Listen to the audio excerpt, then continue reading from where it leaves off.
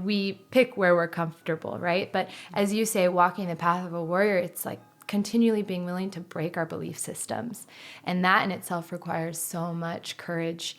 And so when I see those boys, I knew that a lot of them might be in jail for the rest of their lives. But when I would hear that some of them would breathe in their room and like know that they could breathe instead of hit someone, or would play around with a pose, or I would see a guy like trying to get into a pose, and even though we were moving on, I'd give him the wink, like, you keep working on that pose because you're gonna get into it, and then he would, and just to see like, they're like, yeah, like we're so strong.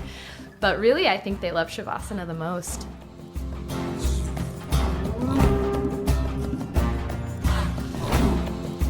That was Shannon Larsen, and this is the Yogi Triathlete Podcast. Here we go, you guys. Episode 104, the YTP. I'm Jess. I am your host. And this is the place where we share stories of people looking, finding, and living their purpose. And we do this with the intention that someone, somewhere, maybe more than just one, will realize that we're never alone. Even though our paths are so very unique, the essence of what inspires us is the same, and what prevents us from following our heart's desires are undeniably universal.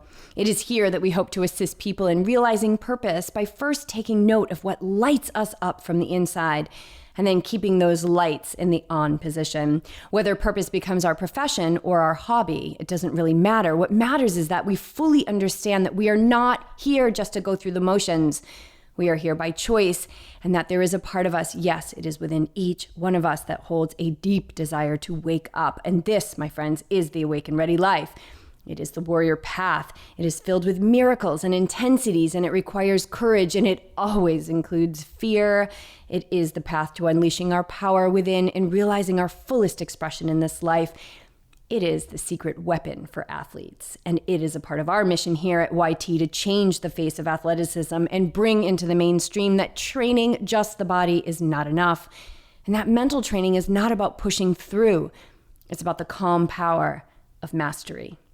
Today's guest is not only living her awake and ready life, but she is facilitating it for others through her teachings of yoga, meditation, and the practical application of trauma-sensitive connection to identified populations and the human race at large. The best way to describe Shannon is through the words of her grandmother. She is here to love where others are scared to go.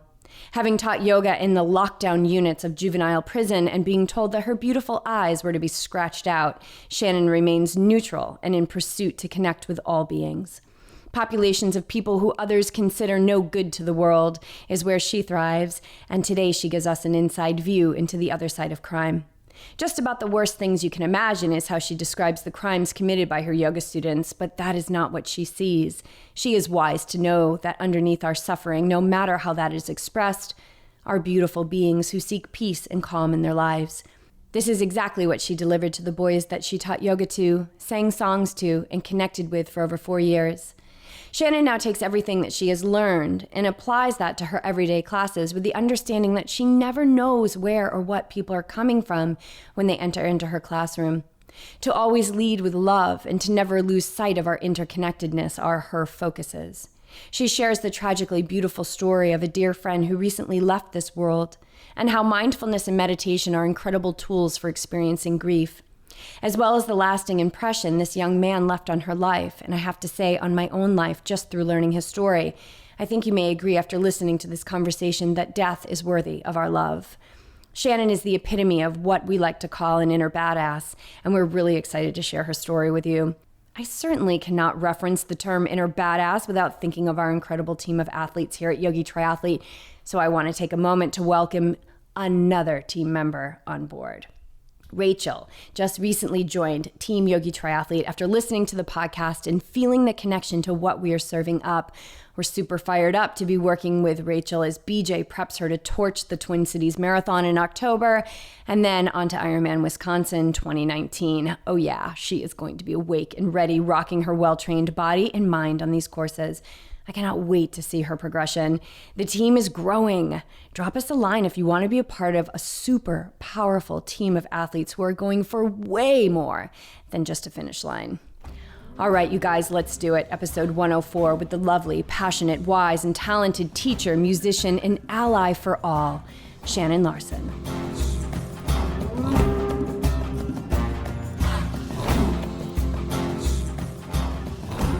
I used to put my whole playlist together, put the sequence together, and practice my whole sequence with the playlist. It's a lot of work. Until I realized, but wait, I have some vocabulary in my mind. So I only took notes in the beginning, but it was nervy every time. But I think that's healthy sometimes too, right? Even though I felt like I naturally wanted to teach yoga or share that space, hold that space with people, I still was like, how did that go? Until eventually I could be like, you can't win them all. So if there was an off class. Exactly. I remember my first studio owner, who is amazing. He was so hard on me, and anybody who knows me knows exactly who I'm talking about. And I love him dearly. He was so hard on me, but also gave me an opportunity. Like, I got my certificate. He texted me and was like, get insurance, you're teaching tomorrow. And I'm like, oh my gosh, But I remember he said to me, you know you've arrived when the first person in your class rolls up their mat and walks out and you're okay with it. Yeah, that is oh my God. True. Thank God I got that first one over with, because there's been many over the years. Or the class where they just halfway through Shavasana, they just all started walking out one by one by one. Oh yeah, by one. I had one not too long ago. Yeah. Not too long ago, where there was 11 people in class and 9 people left during Shavasana. Wow. It was the craziest And it wasn't even thing. a long Shavasana. It was just at a place where they don't really do Shavasana, and I tend to do Shavasana. I tend to give good Shavasana. I think it's good, but I understand how that is. Like, and that's I think the beauty of what yoga has taught me is, like, I get you. I get those 9 people that walked out, because when somebody first told me to lay still in silence, I would have rather had like toothpicks put in my eyelids. Yeah, silence and stillness. I remember the first time I had to really practice meditation, it was in my first training. I think we did a 12-minute meditation. It might have even been 7 minutes. And I remember being like, oh God, this is eternity. And now I can laugh at myself, and I'm so thankful now that I can sit in stillness, and I actually love stillness in a way that I didn't before. But it is. I remember someone saying that Shavasana is really one of the most vulnerable poses, and you learn a lot about somebody based on how they respond to that space. So I've had a lot of classes where people are coming at lunch and they need to leave, and they want to get in the showers and they want to leave. So I've had half of classes leave, and sometimes I invite them, if they can stay for a couple minutes, to stay, just so that they get that little bit of experience. But it is definitely interesting. If I had everybody but one person leave, I'd give them the like full adjustment. I'd be like, congratulations. You just got yourself a full body massage. And hopefully it's okay. So I love that you said that about meditation. Like, you were like, it was 12 minutes. It might have been 7 minutes, and it just felt like forever. So I believe that 99.9% of people like abandon meditation because they think that their mind's too busy, or they can't slow down, or they're not achieving their goals. Like, they have expectations, and it's like, today was bad and yesterday was bad, so I gotta regroup and come back because I'm not achieving a goal. Yeah. And it's easy to look at, you love meditation now. It's still tricky. Sometimes I don't love it, right? I heard you say you get up at 4:30 in the morning to meditate some days. And I was like, oh, I don't really do that. Rare. Yeah. Maybe. I was up at 4:25 this morning, and it was hard to get out of bed. But I had my own meditation teacher in my head, which is now in my voice, that's like, be up. Be up. What is 20 minutes of sleep going to do? Nothing. Yeah. What's 45 minutes of meditation going to do? Everything. Get up. True. That snooze is a habit. And we're finding that more and more. It's just a habit. They hit the snooze. And I talk to people who've been hitting it, like, they don't remember how many times they hit it. They've hit it so many. Yeah. And again, it's that habit. Just be up. That's be up. Be up. And I need it for me and my personality. I need it in that tough love tone, like, be up, get up now, and that gets me up. And then I have my little ritual of, like, as cold as I can get it, a nice rag on my, like, washcloth on my face, and I pat my eyes, and then I'm a little coconut oil on the face, and then I'm like, all right, guess what? I'm up. Like, it's happening. Yeah. So with meditation, and I think it's easy to look at people like you or me or BJ and say that, oh God, they love it. It's easy for them. But so what do you have to say to people who say, I can't do it. I tried to do it. It didn't work for me. It's not my thing. I like to invite people to think of it as an experiment. And I often say that I like to experiment on myself and just see what happens. Maybe pick even 5 minutes. Set your timer for 5 minutes, or put on the same peaceful music so that you start to Pavlov yourself, classical conditioning, so that as you hear, so you have your morning routine, probably now your body knows, oh, the cold washcloth, it's time for me to focus and get ready to meditate. And I say at the beginning of any class that I'm leading that's a meditation class, remember, every day is different. Try not to have an expectation. Don't have an expectation for your mind to be clear or your mind to be busy. Just notice it and recognize that gaining self-awareness or working on your emotional intelligence is an easier thing to focus on than am I going to become enlightened and have a blank mind for even 1 minute. So there's a meditation that I love that it says, if your mind wanders 100 times in 1 minute, let it and just come back to the breath. And that is a lot of life, right? Wandering, wandering, wandering. So it seems so inaccessible. And I remember when it felt so inaccessible to me as well. But it's just like the physical asana. It's just like training for a triathlon. It takes practice. And for whatever reason, I don't know if it's because we haven't put as much emphasis on the mind, although I see that we're starting to more. But there have been studies hundreds of years, I believe, where they've recognized the relationship between mind and body, or even, but there's this separation between also science and spirituality, but I don't think they're actually that separate. I think that we're just starting to realize how connected all of these things are. So over time, I believe that we'll probably start to give it a little more space and realize that it's not an immediate thing. But we're at like a go, go, go society, right? Yeah. We want to be good at things right away. And that was very much me, perfectionist. I still, have tendencies and want to be successful at things.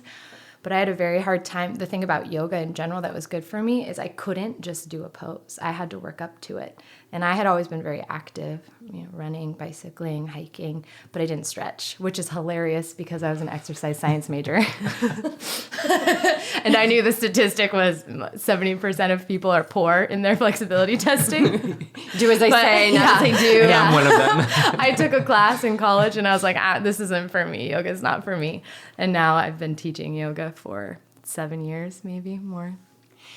I love what you said about sitting in meditation and not having an expectation that your mind's going to be able to be quieted, but also not having an expectation that it's going to be busy.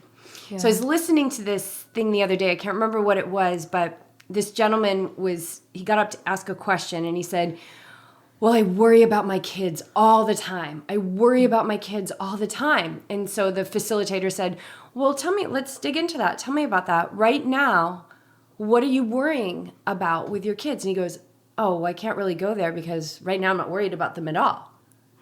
And she was just like, okay, does anybody else have a question? Because I think that one's been answered, right? These stories that we tell ourselves, these labels, and I like to say, like, another phrase for labels is cages, like bars on the cage. We put ourselves in these little cages, and they say that, the freedom out of a cage for a lion is the space in between those bars. And so if we can get a little bit more space in between those bars, and we can start to look at them, and maybe they're not as strong as we think they are. Maybe we do have 1 second of peace in a meditation, and to me, that's a victory.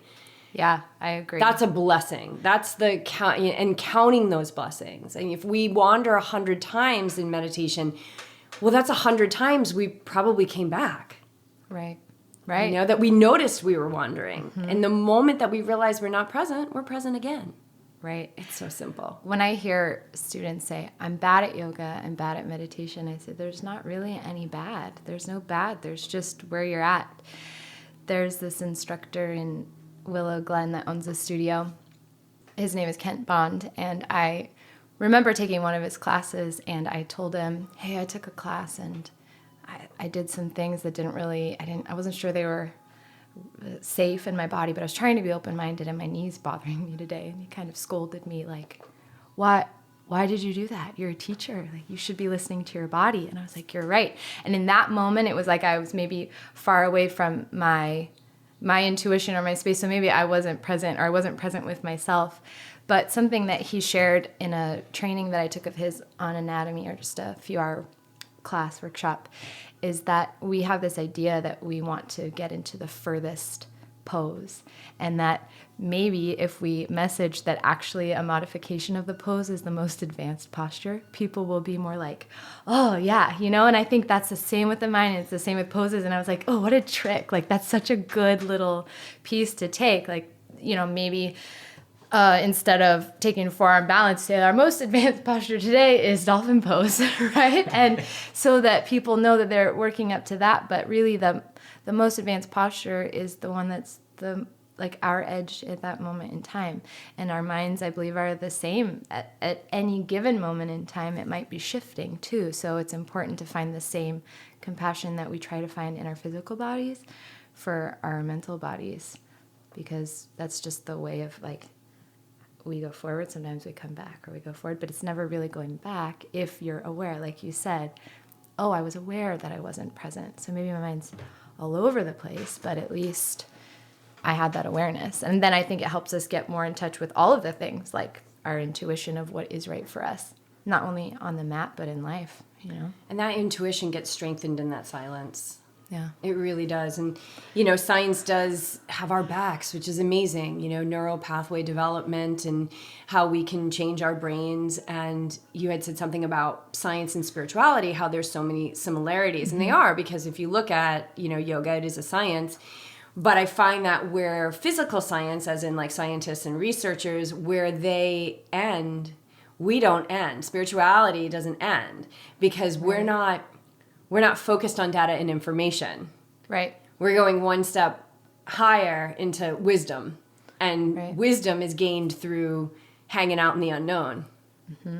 Right? Which, how do you quantify that? Or how do you exactly, right? The blank spaces, the space between the thoughts, how do you put that as a statistic, right? Exactly. It is difficult. But I think that for those especially that want something concrete to guide them into the unknown, it's helpful that there's so much research now showing that these practices that are deemed new agey or so spiritual and not practical are actually bridging the gap, so that even those that feel like they need the facts and the analytics, then maybe it'll take them to a point where they're just comfortable enough to ask what if. I know, it's amazing. Yeah. And I think it's all the master divine plan too, right? I'm sure it's the higher power going, all right, let's get some data and information for these peeps, because clearly they need it.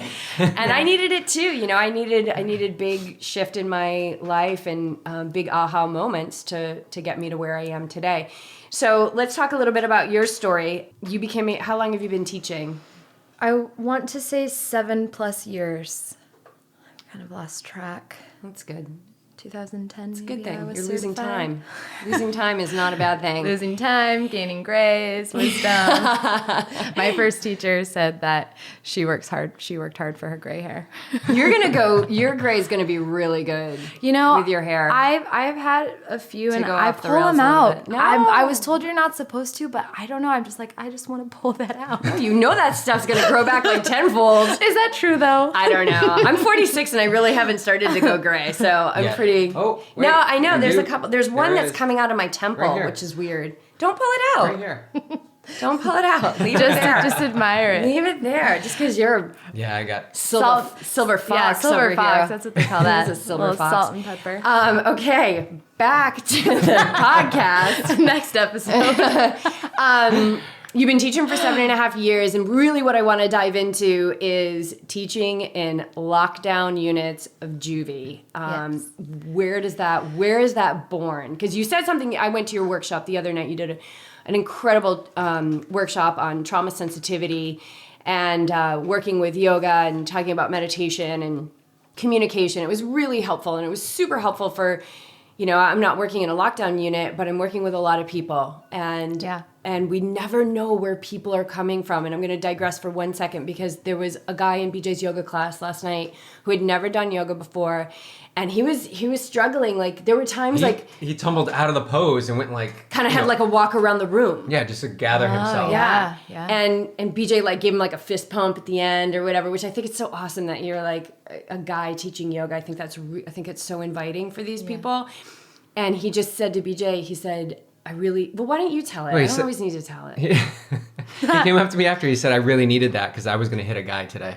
I was going to hit him. He was just smiling, but then he just like walked away. But it was like in that moment, I had no idea. I just thought he was just trying to like get into the pose, because I'll generalize here, most guys are in yoga and they want to like be the best. Yes. Like they want to be the best. They see the poses that these women are doing and they're amazing. And so why can't they do it?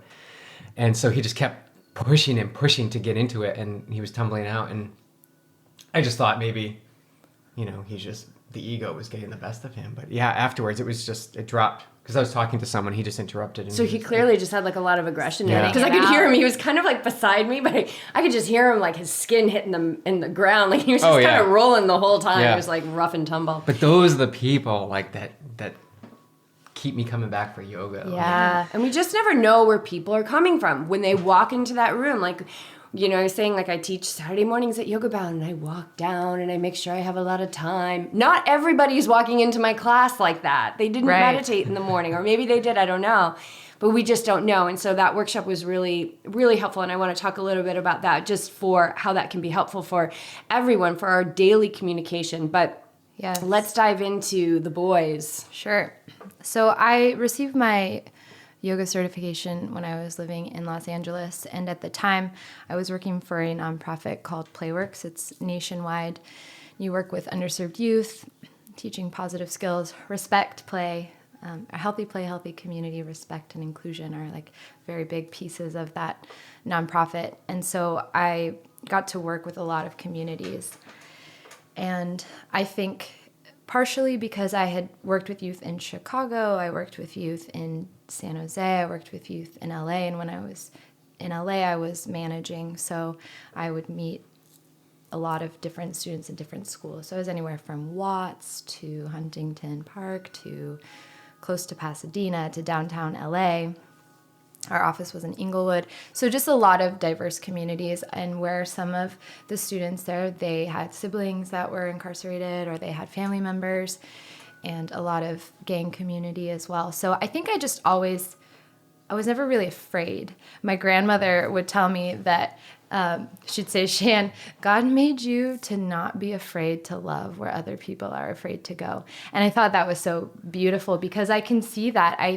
I feel like since I was young, I always just wanted to understand people, but understand them from a place where it would help me know how to connect more with them, not to think that I was better or they were better, but just so that we could realize we were more connected than not.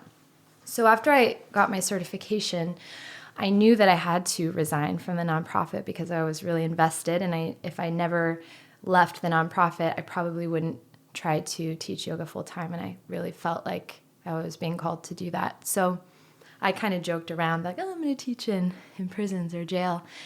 But after a year of teaching in LA, I moved back up to the Bay Area, and I found this nonprofit called the Art of Yoga Project, which works with the girls that are incarcerated.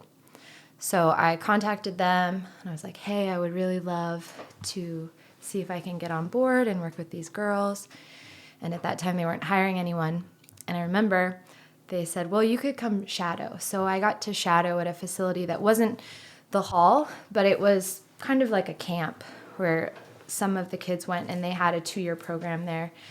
And I went down to shadow a class, and I remember there was a girl, and she said, I like your eyes. Your eyes are pretty. And I said, thanks. And she said, I'm going to scratch them out. And my response was like, I need those eyes though. Like I wasn't affected by it. And I remember afterwards, the lady that I was shadowing with, she called like the founder or the site director, and she was like, yeah, we're going to bring her on board. I think because she could tell I wasn't intimidated. And so I first started with the girls, but shortly into working with the girls, and they have a curriculum, and they do a lot of wonderful work up in the Bay Area at the Art of Yoga Project. My site director, I sat down with her, and she said, the hall has been asking for someone to work with the boys, but the Art of Yoga project is just women serving the girls. And they keep asking. And she said, I know that you have background in youth work with both, so if you want to be connected with a programs person, go for it. Like, I could connect you. And I said, yeah, and I'm not doing any community service. So I figured it was probably free, and I didn't care. I wanted to just go and see what I could do. So I met with the man overseeing that particular thing at the time. And I think it was probably funny as I walked in and my long curly hair was down and I was dressed in my regular day clothes, and he kind of sat me down with like, okay, so I want you to realize a few things they might. And I was like, I know they won't give a shit, right? Like, they're not going to care. And he's like, yeah. And I was like, and also, they're young boys. I'll wear sweats and put my hair up. And he was like, okay. And then basically the conversation went, we don't know if this is going to work, but one of the counselors has been teaching the lockdown unit, the older boys. So they had 2 lockdown units, which are the most severe offenses that you're there. And you basically are in your room unless there's an approved program or you're in school. And the younger boys were a different unit, but the older boys, so they usually are there until they're 18 or get transferred or go to main jail. Some of them get released. Their teacher had been teaching them Tai Chi, and they seemed to really like it. So he was like, can we get yoga in here? I think they're ready. So just over conversation, I was like, yeah, let's try it. I'll come in once a week. And I went during PE time. The PE teacher was on board. And I think it was the first time I went in. And what are these boys incarcerated for? They are in there for anything from armed robbery to murder. And I wasn't supposed to know what they did, and I didn't want to know because I want to greet people like it's the first time I've ever met them, not based on their past.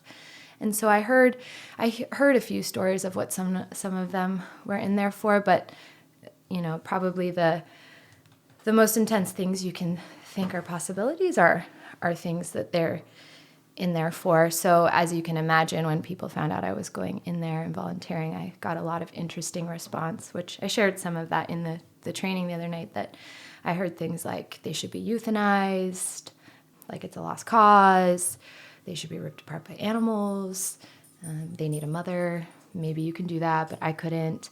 And I just thought it was interesting that there was so much judgment around something that they didn't know. And come to find out years later, they're like my boys. They were like my dudes. And so I could understand that had they been in my position and they had met them and realized they are beings that have had a lot of situations that have perhaps influenced where they were at that time, they weren't hopeless in my eyes. So I went in there the first time and I just set the expectation, hey, I'm here to teach you yoga. It really helped me with my mind and my body, and I want to share that with you, but you'll tell me if I'm going to keep coming or not, because I don't want to waste your time or my time. So let's see how it goes. A bunch of staff members were in the first couple of weeks because I think they were like, let's see how this is going to go. But it worked. Like, they were pretty into it. And when I say it worked, I mean it didn't work at the same time. I think because it was just me, I just tried to fill out the space, and every day is different, just like our own bodies and our own minds. But if you take into consideration what it might feel like to be an animal in a cage, as one of the teens said to me one time, I don't know how I would feel, like I might not want to do a pose, and I might not want to try to breathe. So I really tried to tailor it each day differently. And I always said I would go in there until I was sure that I shouldn't. I stayed until I got a phone call from the new principal in the school saying, I want to let you know that people have been advocating for you, so this is like really amazing, but I didn't know that there was a yoga program happening during school in the PE time. So we were at a meeting and someone said something about the yoga program, and I said, what yoga program? And then I found out, which the truth is, like, they knew me in the hall because I talked to everybody. Like, I'm such a rapport and community. That's the only way we're going to get anywhere, right? So I would talk to everybody I would walk past in those halls, to the point where they just knew who I was every day I came in. At the front, they'd be like, oh, hey, yoga lady's here. And they like buzz me in. And so it was funny that I was like sort of a secret, but also everybody like around all the time was there. So I took a break, but I have so many stories. And I used to tell the boys, we do check-in and check-out questions, and say, I want to know what you have to say and to share, because if you are in this space and you feel like you can't speak, like I could share for you. Like I could share, things when I'm in training. So a couple years ago when I led the trauma sensitive portion of a teacher training, I asked the guys, what do you want me to say? And they'd say things like, we hate the warriors. I was like, which one? All of them. But they also would say things like, I'm a good man. I'm a changed man. I'm honest. Thank you for bringing music in. And thank you for Shavasana. Thank you for, I had a kid say, he mentioned his third eye. And I was like, what? And he's like, well, yeah, I'm opening up my third eye. And I said, how do you know about that? And he started talking about chakras, and he's like, we have a lot of time to read in here, ma'am. And then we talked about like spirituality and science and energy, and he was very aware. So some of those boys, the crazy thing is that I was so consistent. And then the day I got the phone call from the principal, he said, you can't go back in until you get re-screened and re-fingerprinted and take a training. And at that time in my life, my schedule was so busy. I knew it was time for me to give myself a break because so much energy is required. But I wrote a Valentine, and I just dropped it off in the hall so that the counselors could read it to them so they would know what was going on. But over the almost 5 years that I was in there, a lot of shifts happened, but they were one of my favorite classes to attend every week because they were my teacher as well. They would sing me happy birthday, but they would sing happy birthday homegirl. They said, do you want the homie version or the regular? I said, the homie version, of course. Of course. So happy birthday homegirl. And when I would take my guitar in and sing, they'd sing along. I also think it showed a lot about their spirits when I would take requests. A lot of them were very sappy love songs, which like in their hearts, like that is a big part of their heart. So yeah, that's how that happened. And eventually I wasn't working with the girls anymore and just the boys because I felt like I wanted to devote my time to them once a week. And I think it's interesting how they didn't like the warrior poses. And we were talking the other night at your workshop about what poses would we see as like maybe some that would trigger and ones that wouldn't trigger. And one of the ones that we thought would be more of like a positive, more of less triggering would be warrior because we all felt like it was really powerful. Mm-hmm. But I believe that it's very scary to feel powerful. It can be really scary to feel powerful, and also physically, warrior is not super easy because there's a lot of intensity that comes into the body. And my experience of walking this warrior path, I say without hesitation, is how I live. It's very scary, and it takes a lot of strength. And every time you take a step forward, you get more powerful. And there can be a self-sabotage, I think, with the human condition of when we start to see that, oh my God, these successes and these dreams and this freedom that I always said that I wanted, it's right there. That a lot of times that's where people will retreat. Right. Yeah, it's that Marianne Williamson about we're more afraid of our light being bright than that we're not bright. Yeah. When we would hold Warrior 2, we would talk. I would ask them. I would try to relate to them in different ways and also let them teach me how to relate. So in Warrior 2, sometimes I would say, what do we feel like the qualities of a warrior are? What is required to be a warrior? And they could verbalize discipline, a strong mind, a strong body. And so even in moments when they were very uncomfortable, I was amazed at some of the ways in which they would approach their own practice. There were days when they would be all over the place doing nothing. And then, or like flopping around, I'd let them make up poses, and they'd make up poses, name things like Tarzan, or just, they were so creative. And I tried to give them power. Like I tried to empower them to know that, I was coming in and I was the teacher, but this is their practice. So if they'd ask me about a pose, I'd say, okay, let's build up to that. But I want you to know that in order to get to this kind of pose, we have to be very dedicated. And I think that that's teaching them life skills too, right? Like setting a goal, even if the goal is that I'm going to make choices that allow me to not be incarcerated in the future, or choosing not to lash out when I'm feeling angry. We would talk a lot about just breathing, like trying to breathe through whatever there was. And if they would let me know, they would let me know, I felt like I went somewhere. Like for a minute, I went somewhere. Like everything was white. And the beauty of that is I don't really see a separation of them to me, those boys. There are so many circumstances and sociological factors. And the truth is, I was like, what was it I was listening to? Some lecture, and it said it's easy for us to relate ourselves to things that feel comfortable. Like if we are life and life is God and God is life, then God is us, and then I am him and I am her and I'm even that person. Wait. And it's so hard. Like we pick where we're comfortable, right? But as you say, walking the path of a warrior, it's like continually being willing to break our belief systems. And that in itself requires so much courage.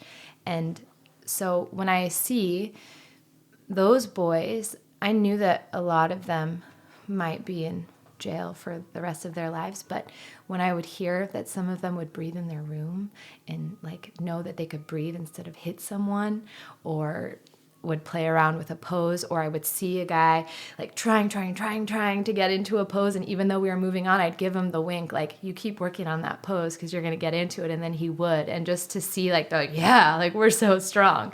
But really, I think they love Shavasana the most, to be honest.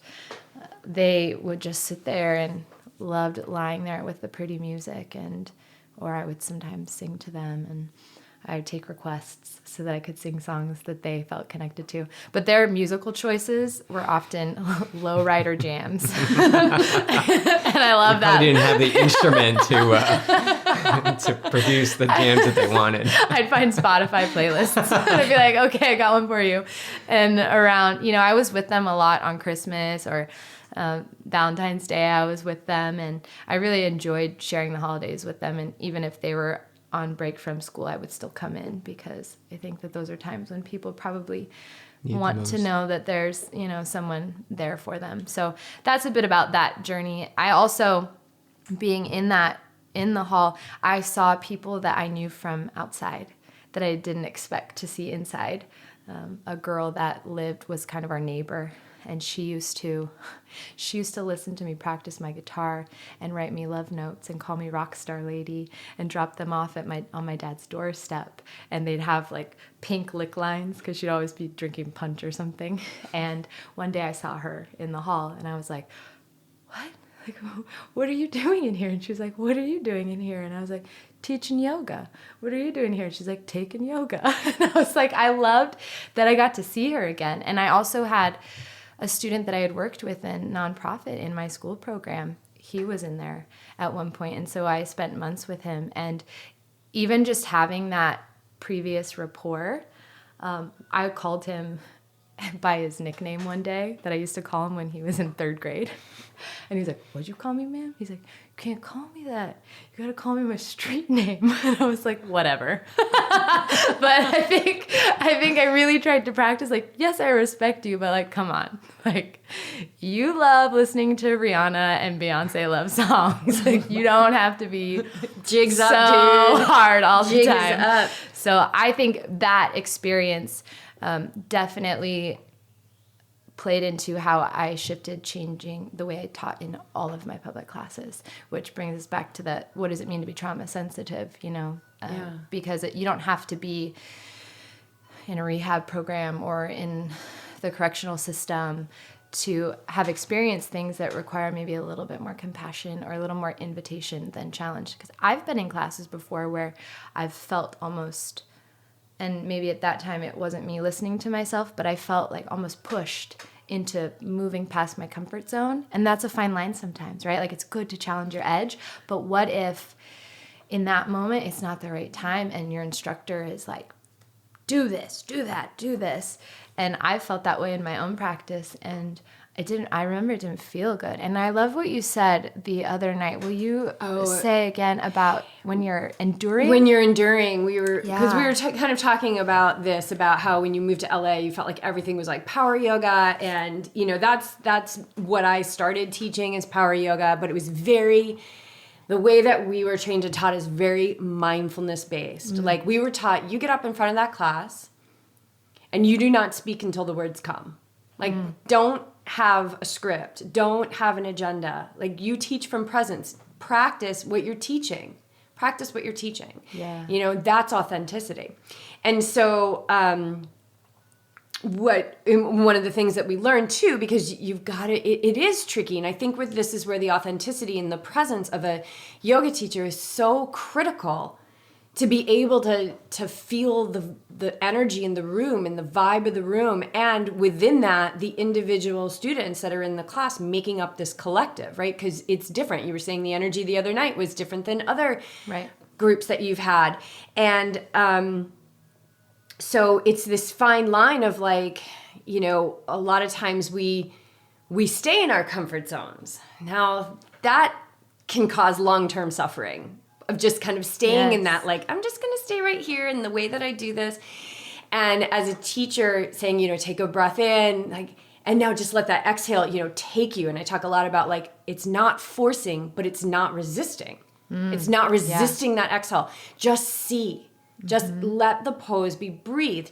And if at any time you find yourself pushing through or enduring a pose, no, there's no more yoga. Like, yoga does not teach us to endure.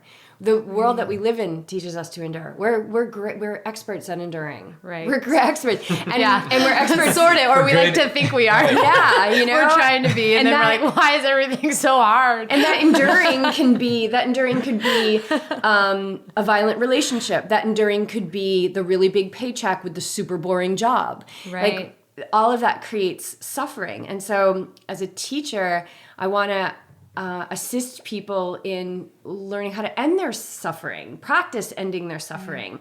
And so that's usually like always my cue is, if you find yourself enduring a pose, like, how much longer is this gonna be, you know? Or you're waiting for something to change. Right. Take a break.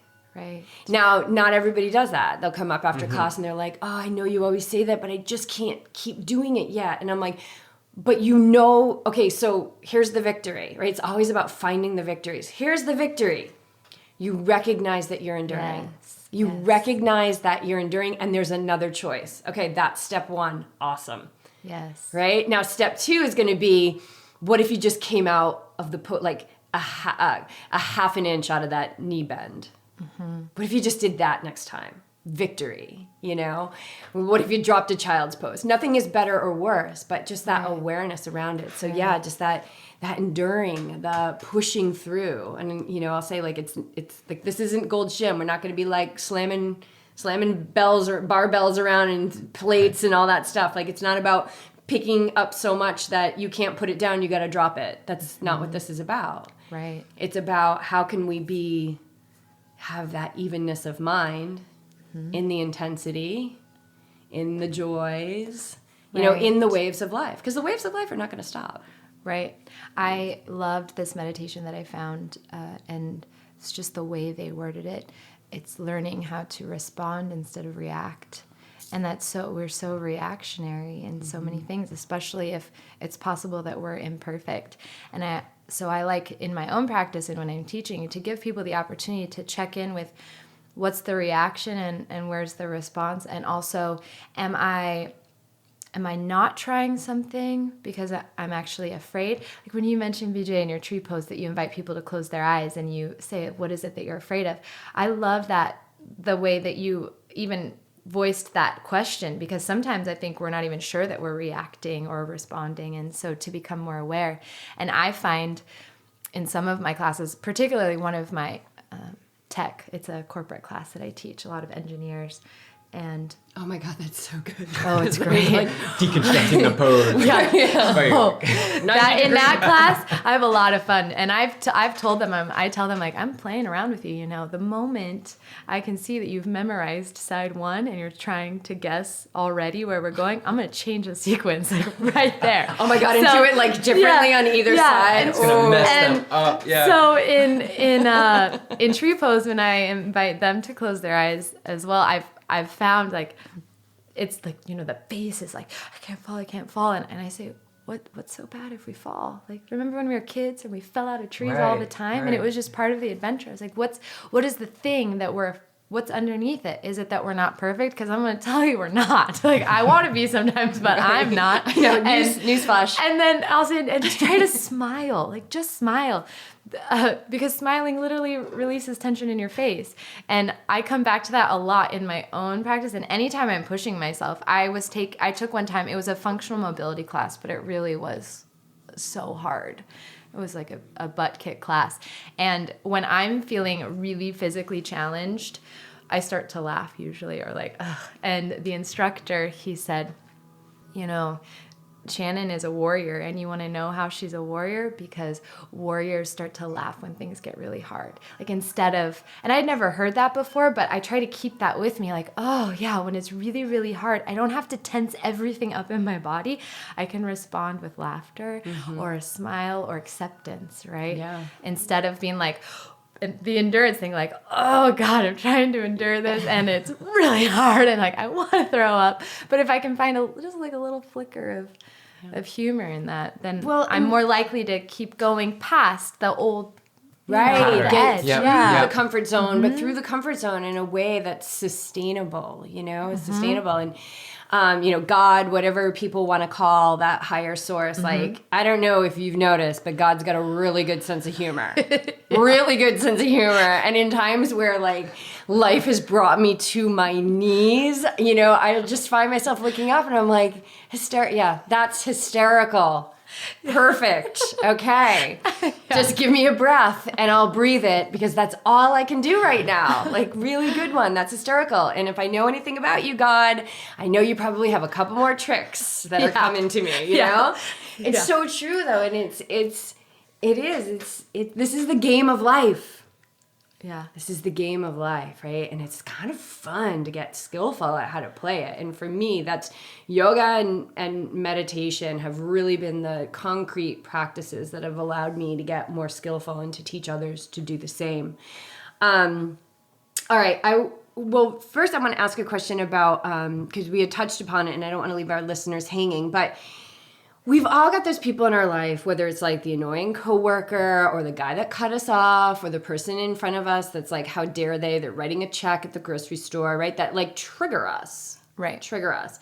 So how can people understand this like kind of trauma sensitivity? Because when I look at somebody who's a quote unquote jerk, which I maintain a very strong belief, and I will take I'll talk anyone to the mat on this one, that there are no assholes in this world.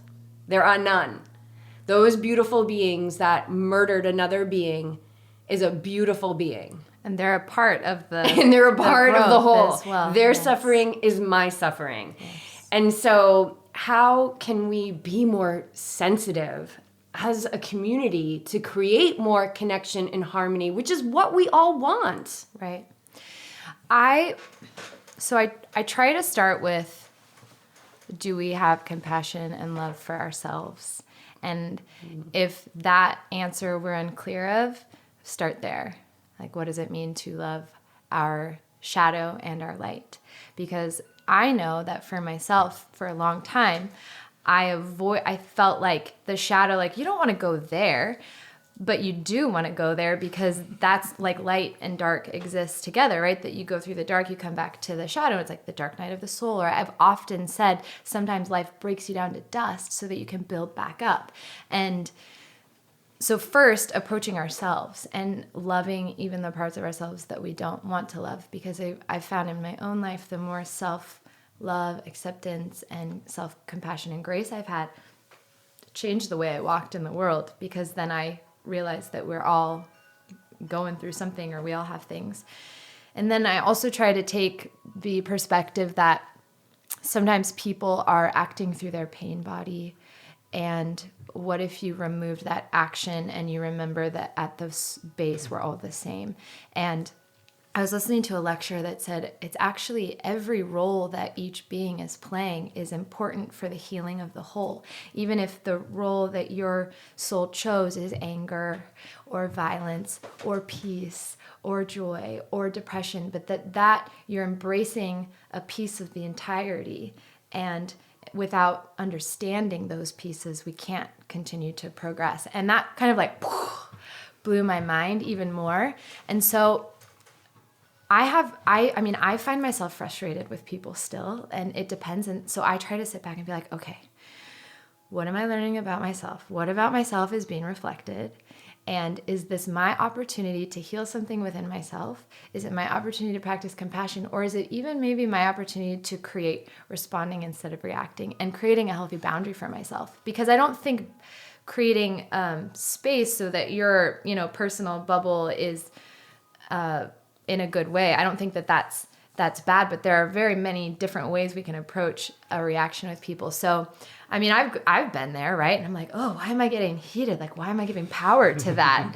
Because I don't need to. So I really try to respond with kindness, but I mean, I've had situations where, for example, if it looks like bullying is happening, I'm not really down with bullying. And so I'll be like, get fired up and be like, wait, but if you're getting fired up and then you approach the bully, like, are you then bullying the bully? So are you actually just seeing because you know yourself? that the bully is suffering. Yeah. The bully is in pain. And I think with trauma, and I've been learning more about this just based on students that I've had or people that I've encountered in my life or even relationships that I've had in my life, is that it's easy to look at someone's action and decide that they're an asshole or that they're bad. But I think at the core, we all deserve of healthy love. And so not until I began to learn more and realize that's actually not about me, but how can I respond in a way so that they still feel safe to be who they are? Because maybe someone that continues to respond in a way was never given space that they're okay just as they are. And it just kind of aggravates it if you're continually. So I even say sometimes I don't even want to necessarily, if something happens and it feels hurtful, like a choice that someone has made close into my life, I look at okay, if my soul chose this experience, there's something that I want to learn from it. But also just send love instead of verbalizing oh, that person this or that person that, because I feel like all that being needs is more love. They don't need any more negativity sent out into the air. And that might be, well, what do you mean energy? But I do think that the words that we speak, they are speaking out. They're we're putting that out. And if energy is so powerful. if energy is everywhere and everything, it's important to be mindful of that. So I think just realizing that people react and maybe they're not aware, or it's just where they are in their process, and looking at my own life of oh, I remember where I did that a lot too, So I try to just practice recognizing what's behind the action, a beautiful being that's on this plane learning and growing, and how can I learn from them, and how can I hopefully be a part of the whole too, in a way that doesn't continue the cycle of violence or anger. But it's hard, right? And then mindfulness comes into that. It's so hard. I remember having an experience where I was just elevated so high, and our meditation teacher had me practice the peace and harmony. Mm-hmm. So you say peace and harmony 5 times to them and 3 times to you. And it gets you into this rhythm. And then finally, you keep saying it until you can release whatever that is against that person or thing. I can even I remember so clear. This happened in Lake Placid when we spent a lot of time there. I was speaking with an athlete, and it just got me so fired up. And so I had to calm down and do the peace and harmony. And then it was gone. And then I was cycling, and I saw a truck hit a rabbit. And I was like, okay, peace and harmony to the rabbit, peace and harmony. You can use it for anything, but it plants you. I guess what it does is it plants you in the moment so that you can actually take in what's happening and choose to send them love versus choose to elevate your anger or whatever is deep inside you. So, and I've given that to a few people too, a few athletes, peace and harmony, such a good one. 5 to them, 3 to you. And you just do it until... You just say it over and over in your head. Over and again, until it you subside, that's until a good it comes one. down. Yeah. I just remembered a visual my mother gave me, and she said when you're in conflict with someone or met in a place like that you visualize a bucket in your belly, which that could be your dantian or your chi center, your solar plexus, whatever. And that there's all of this loving water in there, and it pours and it floods out of you. But because it's this rushing water, you're extending love out, but nothing else can come back in because it's just this purifying. And I thought that was so beautiful, because if we can keep peace and harmony, or keep like, breathe it in, love it out, breathe it in, love it out, or everything is reflected back to you in love, ways that we remember.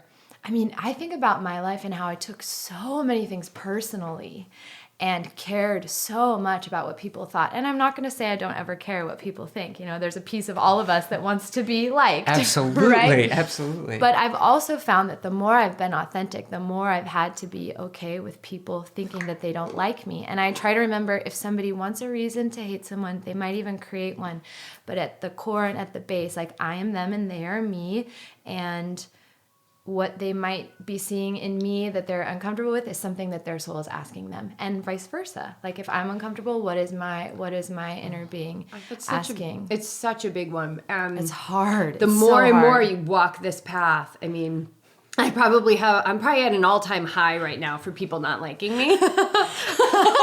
Well, I like you. You can put me on the pro list. And probably an all-time high for people connecting with me. What is it? If you're not pissing someone off, you're not playing a big enough game. Yeah, we did a great interview with this girl, Lex Spurrier, who is a local yoga teacher here, and she's just super passionate and very authentic. And because you can't not get a full Lex experience when you're with her, right? And like, it's one of the first things she said on the show. She was like, you know, if you're not playing a big enough, if you're not pissing someone off, you're not playing a big enough game. That's what I've learned. And it was funny because not too long ago, I overheard her talking, and she was kind of laughing, and she was like, dude, I'm banned from that yoga studio. And I'm like, how do you even get banned from a yoga studio?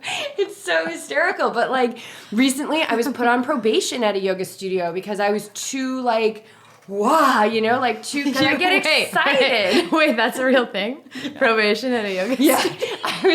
I know, isn't it hysterical? I was telling... the politics of yoga is not as as ever, like the outside might When think. I told my meditation teacher, because I was making people uncomfortable because I was asking them to, you know, notice the tendencies of their mind. Well, of course that's uncomfortable, because it's then we're very being invited to reprogram. Like, oh. But I'll tell you, when I told my meditation teacher, I've never seen him so excited. Like, he threw his arms up. He was like, excellent, wonderful. I'm like, yeah, I might lose my job. He's like, that's okay. That's amazing. Congratulations. So, yeah, it's hysterical. You just... You have to be okay. You have to be okay with that. But what I can say to anybody who's like, you know, it is an easier said than done. Yes. You know, when you get that resistance, it's an easier said than done. But what I can say to anybody who's experiencing it, or who is right on the edge of that, like, I just need to do what I love. I just need to have my voice a little bit more into the world. Like, do it, because you're not alone. Right. Like, send me an email. Right. Send Shannon an email, send BJ an email, Wendy an email, who we're sitting in Wendy's house right now. Wendy was a guest on our show last year. I mean, and I remember one of the things that she said on the podcast was like, I'm done trying to like teach a certain way or follow a certain, she's like, I'm just going to do it the way that I love to teach and what is transformative to me. And that's it, you know? And that really stuck with me. I was like, yeah, I mean, that's authenticity. It's following our heart, because our blueprints are they're all unique. And those boys that are in lockup and those girls that are in the programs, they're not off their path. Right. They're still on their path. They never got off their path. Nobody's ever off their path, you know? But we're creating that path. We're having heavy influence on that path in every moment, every word we speak, those reactions versus responses. They're precursors to what's coming, you know, what we're influencing for our future. And it's the mindfulness, I think, is so potent. And it's and so to kind of scoot into another subject that I want to talk about is grief, you know, and how mindfulness and meditation can really help with grief. And you're probably still very much in this mode, because you lost a very close friend not too long ago. Yeah. Can you speak about how it's assisted you? I would say, well, the first part is where I can see my mindfulness practice plays into this thing of grief is one accepting that is part of life and that I don't have to pretend it's not there, but I can be aware that I can go there, but try not to live there. And that's one of the best, I think, piece of advice I heard, like when we have these feelings that are uncomfortable but necessary to life, and a piece of like, yeah, we're spiritual beings, but if we're here, we're wanting to have this human experience. And what comes with the human experience is anger, sorrow, grief, like all of these things. And so thank you for being my teacher, and then trying to process through it. But what I found when my friend Ari passed, because it was unexpected and he was in such a beautiful place, but he was young and I didn't think it was coming, it actually affected me way more than I thought it would. And so being a yoga instructor myself, being like, oh, I'm so sad, I'm so sad, I'm so sad. I don't want to be so sad. How am I going to hold space for my students when I'm so sad, because part of the role of being a mindfulness teacher or yoga instructor is to leave your things outside of the influence of the space. So for me, I learned a lot about the line of I always want to be authentic. So where can I find that line so that I'm not trying to pretend that I'm 100,000% today, because that's not real life. Like you said, it ebbs and flows, it comes and goes, and it's how we approach it. So I found that for me, the day that I found out he passed away, I went to the ocean and I just sat there and I breathed. I used my mala, which I'm wearing today, that he had made for me before he left on this road trip. And I just sat there and meditated with it until I felt like I should stop. And a few very beautiful things happened. One, I stopped on a rose quartz, which is symbolic of unconditional love. And while I was there, my eyes were closed, this beautiful baby golden retriever puppy, like out of nowhere, came and like ran up to me and cuddled me and just like hung out with me. And I was like, okay. And that's also those moments of humor. Like I try to come back to, there is a purpose, there is a plan, each soul is on their own path. And so who am I to say like, that's so tragic that person died, because it's actually beautiful. My friend Dean, he said to me a few years ago, my mother's mother passed away from pancreatic cancer, and it was a very quick diagnosis to passing. And I was talking to my friend Dean, and he said, death is freedom. Like, why wouldn't we want freedom for those that we love? But on the same time, like, let yourself be sad. So when Ari passed, I was texting Dean like, oh, because he's also one of my students, but he's my teacher as well. I was like, oh, Dean, I'm so sad. I'm crying every day, like for hours and hours. He's like, of course you are.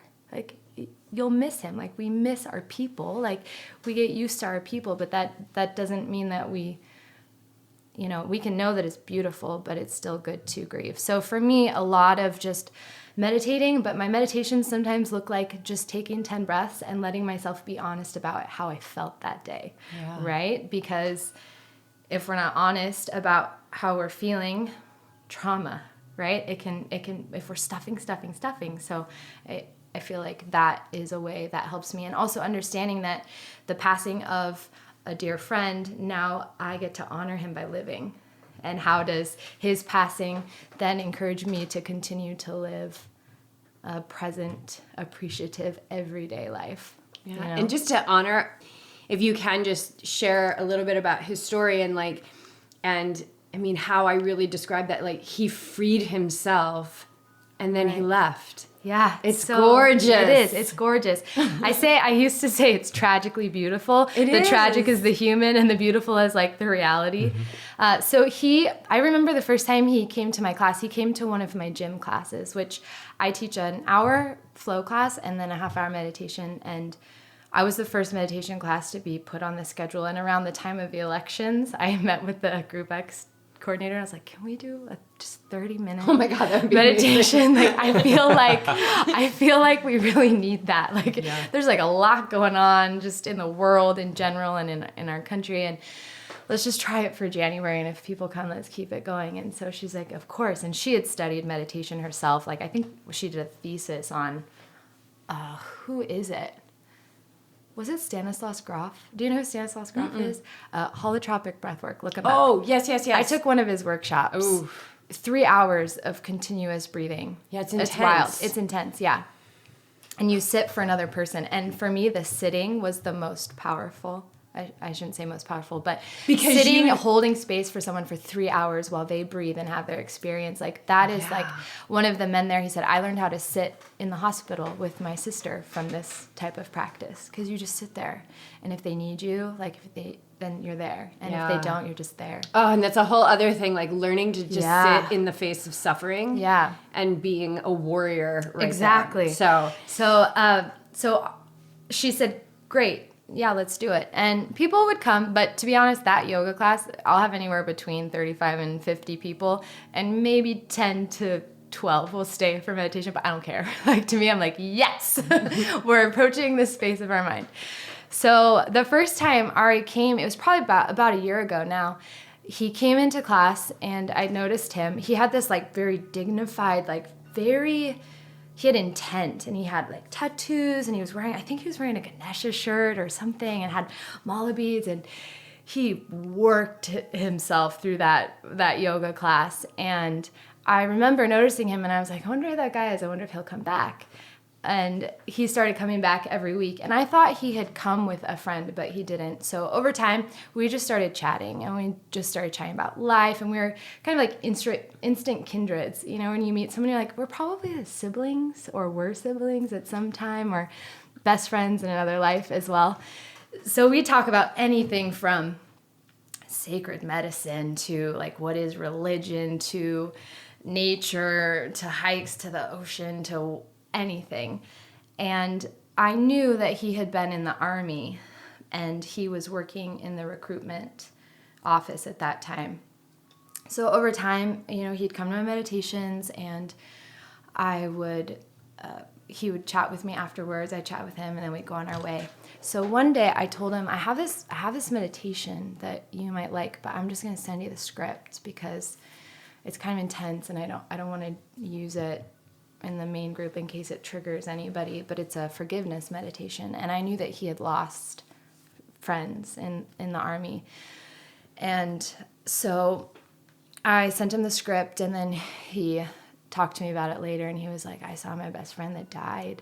Because you go into your heart and you see a tree, and you look at the tree to see if there are any branches that look like they're dead or dying or burnt or whatever, and you follow. And I've done this several times in my own practice, and it's phenomenal who you meet there. You walk to the trunk of the tree, and you see who's there, and you have a conversation. The very first time I did it, I had a conversation with myself, which I was like, whoa. And then I'm like, wow. Like, okay. Whoa. So he saw his friend, and you say what you want to say, they say what they want to say, and you cut the branch off, and you say, if this relationship is meant to grow back, it will in time, like in its own way. And so he saw his friend, and he was able to say, like, I'm sorry that I couldn't save you. Oh, I think the kids are home. All right, this is going to be an adventure. So this is the real life part of the podcast. I think Wendy and the kids are home. Yeah. So he just, I don't know, he would share with me, and we would email a little bit, and then he was gone for a little bit, and he emailed me and said, hey, I want to let you know that I am at a PTSD program in San Diego, and I don't think I would have gone had it not been for my experiences in your meditation. He was like, you know, it could just be me trying to attach meaning to something, but you would say things that were so poignant. And I thought it was so interesting that you sent me one day an email about grounding practices, and I had just taken some sacred medicine, and I was like, whoa. And so that was our relationship. So his goal was to be retired, and he wanted his second career to be a yoga teacher. And so I would talk to him about his process, and he had used, like, he would drink, and he said, but I asked myself, like, previous to going back to yoga, he's like, I would drink, but I saw the effects of that path of dealing, and I asked myself what I was feeding, and was it helping, and it was never feeding anything good. So I thought about what felt good in my life, and yoga did, so I went back to it.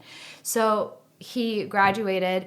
He said goodbye to all of his teachers in San Jose because he wanted to go to Michigan, where he was from, road trip all the way back. And then in April, he was going to Bali to a teacher training, and then he passed away in Iowa. And here's my human. It's so beautiful. So he didn't make it home to his physical home, but he was already, like, he would say on his Instagram, a soldier turned something completely different. And that's what he was. And his name meant God's lion. And the time of, like, if you follow astrology, it was like the lion, I think it was the lion's gate that he, right around the time that he passed. So I think that too, like that right there, the beauty of mindfulness in how you can see that, like, trauma, no trauma, incarceration, military, like you find these practices and they have the ability to free you.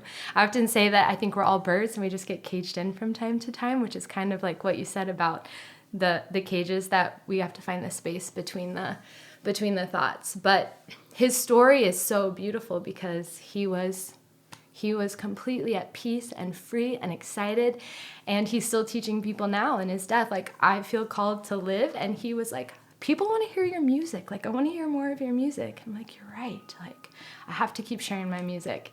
And the girl that he was seeing, his family told her that she could take his yoga teacher training in his place. So right now she's in Bali. And that's just like, I told her, I was like, I didn't tell you this before because I didn't want you to get weirded out or if it'd be emotionally charged. I was like, but I know he's going to be there. And she was like, I know he's going to meet me there. So the day that I found out that he had passed, I asked him to come to my dream. And this is so beautiful because it's totally that space of meditation when it's like the point between waking and sleeping. Like, you know, where it's like just like a flash sometimes. And you're like, oh. And I hear, you know, when you hear about people who've had near-death experiences, it's kind of a similar place. So I was like, oh, okay, Ari, like, after I'd gone to the beach and meditated and the puppy had come and I was like, unconditional love, like, ha ha ha, like, I get it. And the other bead on the mala that he gave me is a snowflake obsidian, which is about like mind, body, like balancing of everything out. And he actually inspired me to get more serious about my meditation because he was like all about it. And when he was in his PTSD training, he was like, I've been practicing yoga every day and I've been thinking about you and I've been getting all the guys to do yoga with me. And I was like, yes, like I just, that vision of all of these like men like going through the most traumatic, reliving their most traumatic experiences, getting up in the morning and doing yoga. And because I know that that's such a beautiful way to process. So in my dream that night, he was in a car accident in a wild snowstorm in Iowa, and I saw in my dream space kind of like what looked like a car accident, but I didn't actually like see his face, but an explosion of white light. And he said, we all came from this and it's okay. Like, you can let go. And I was like, whoa, like, okay. So my human side, it's still like a process because he was so beautiful, but I never would take it back because I'm different now. So yeah, I think I'm different now.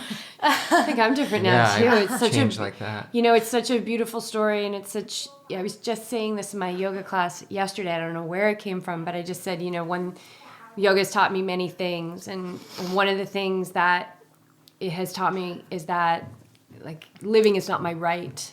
Yeah, it is my gift. And it is this gift that continues to, so far, it's been given to me every moment. Right. And so through my practice of yoga, like, I don't want to miss any more of those moments. Yeah. I don't want to miss them because I know that the next one's not guaranteed. Yeah. Just the one that I'm in right now.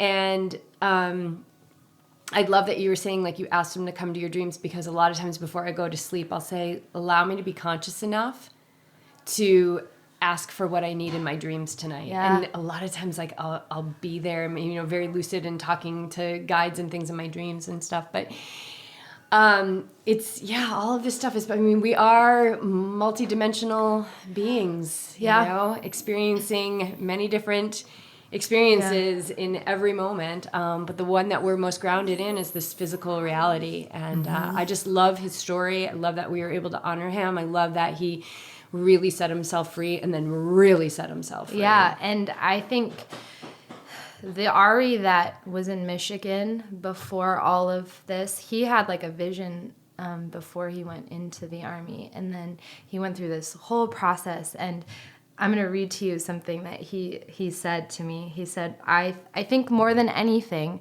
I learned from trivial moments, different for everyone. The funniest thing is that there's nothing to learn. We're all already here. Yet despite knowing that, we search and search. And I mean, he was profound and sassy, and he'd be like, I'm angry today. But he was so like honest, you know, like he would say like in yoga sometimes, like he would tell his girlfriend, like, some days I'm just angry, and they'll be like, oh, I need to get out in nature, like, oh, I need to like go to yoga. But he would tell Steph all the time, like, buy the ticket and get on the plane and take the trip. Like, if you don't love something, don't do it. Like, life is short. If you don't love it, don't do it. And I was like, Steph, he bought your ticket. Like, you just have to take the trip to Bali now.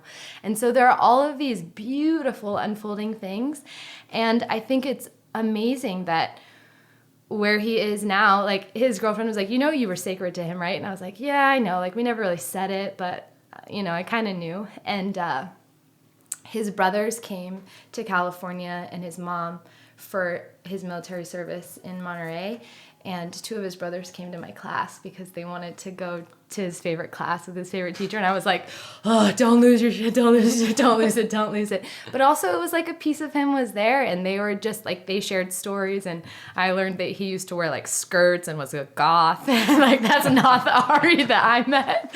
But like, to see, like, he was such an example of transformation, and so much transformation in a short blink of 28 years. And so I think through that, you shared in the Bhagavad Gita, what is the line? Yeah, I found this random note today in the junk drawer, and it was my to-do list. And one of the things that I had on my to-do list was circled. It said Bhagavad Gita chapter 11. And then I flipped over the paper, and I had just written, and I don't know if this comes from the Bhagavad Gita or not, but I flipped it over and it just said, love death as much as you love life. Yeah. And I think that that's such a beautiful lesson that I gained, or a gift that I gained through this, is that previously I feel like I've experienced death of like family, or like friends have lost people, or I've lost family members. But a lot of times, or like if it was an older family member, but this was such a shock. And the reality is I didn't know even if I was allowed to grieve after. Like the spiritual side of me felt like I should just be happy. And so I think that is a really important takeaway for myself, and something that I was able to share with my students, is that, look, like, yeah, we can understand that that's beautiful, but the human side of us needs to let ourselves feel. Like, you have to let yourself feel sad. And for me, it was very uncomfortable to be like, I showed up to a couple classes. I tried to teach a half hour after I found out, and I just lost it. Started crying in the parking lot of the tech company. And I like called. I was like, I can't teach.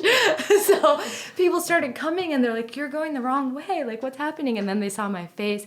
And I didn't even sugarcoat it and say a friend of mine passed. I said, my friend died. I just found out. And they were like, oh. Like, people, we don't know what to do sometimes. And I think some of the most beautiful things, the responses I got was like a hug, or then people started to share with me their beautiful stories of losing people that they loved and how it inspired them or influenced them to live a different way. And at the end of the day, it reminds us, like, yes, every day is a gift. And I checked in and reflected on my own life. Shan, are you doing everything that you really know in your heart is your purpose? And are you giving yourself space for those things? And why do you do anything that doesn't feel good? And I think that sometimes it takes a huge, like, traumatic or a huge unexpected change to kind of push us back in there. So death is beautiful. Death is freedom, but death is very hard.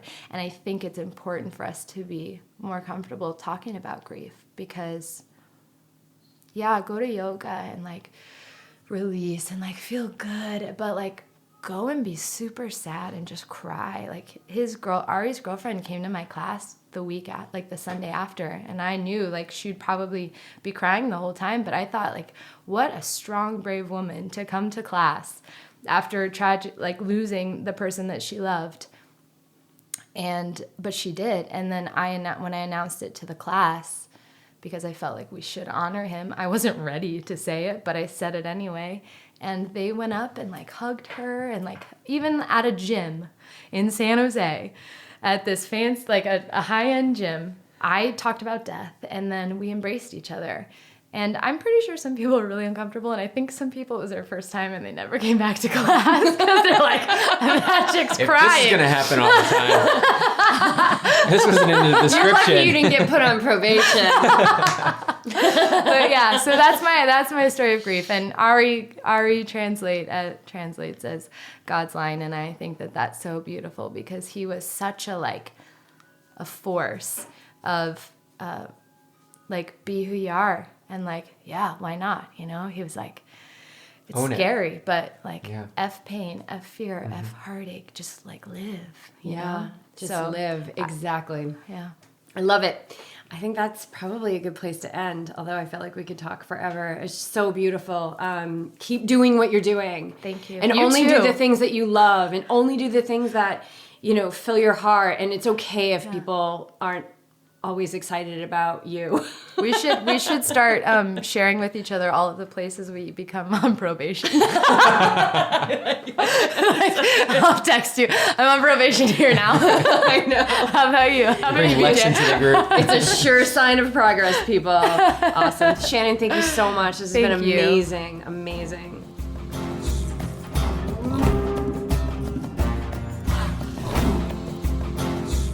I remember the first time I read the Upanishads, which is an ancient spirituality text, and I told my teacher, now listen, I'm not ready yet, but when it comes, I'm kind of excited to die. That may sound crazy, but from what I know, the wisdom bombs I've received, and some experiences that I've brought on in my life, they all reassure me time and again that there is nothing to fear. Death is freedom, and it's a gift for the living. It is a bold reminder that life is precious, and while we're here, we may as well do what we love. I know it can be crazy to even think about what the first step is, but just know that we've been there. I've been working one-on-one with more and more of our listeners in mindfulness and meditation coaching, and so if that is something that intrigues you, please shoot me a message and let's clear up the clutter on the path. And to me, that's such a beautiful way to put it. We're just taking out the trash of our minds. We're clearing up the clutter so the path is more clear and we can act with more confidence. We're going to be up in Santa Rosa this week for Ironman, you guys. So if you see us around, please come up and say hello. It's so cool to meet our listeners. I'll be easy to spot because I'll be with Clark, and I will also be sporting our Yogi Triathlete tank of one color or another. BJ is racing. He's number 113. So if you see him out there, yell loudly, people, because we want to go to Kona this year. And don't be disappointed if he doesn't yell back, because between myself and our meditation teacher, we have BJ sentenced to a one-pointed focus, and that's it. Thanks so much for tuning in, you guys. We are in deep. Thanks for your support. And I know I say that a lot, but it's true. Thank you. This podcast is about purpose. Serving mine, BJ serving his, our guests serving theirs, so that we can all serve together. And that all includes you. So keep going. Keep showing up for yourself. Take one small step, or maybe a step deeper, into the direction of something you love. Life is just a series of moments, and each one we get to live is a gift. So I don't know about you, but I don't want to waste another one.